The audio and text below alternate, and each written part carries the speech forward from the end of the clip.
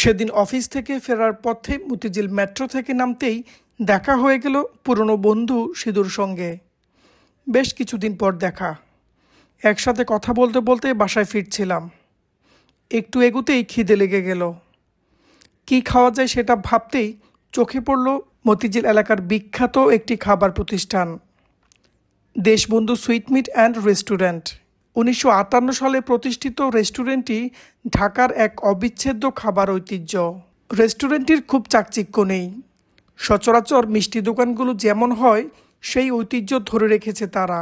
রাজ্জাক কবরী, শাবানা আলমগীরের মতো বিখ্যাত ব্যক্তিরা একসময় এখানে খেতে আসতেন। এমনকি বঙ্গবন্ধু শেখ মুজিবুর রহমানও এই হোটেলের পরোটা ভাজির ভক্ত ছিলেন।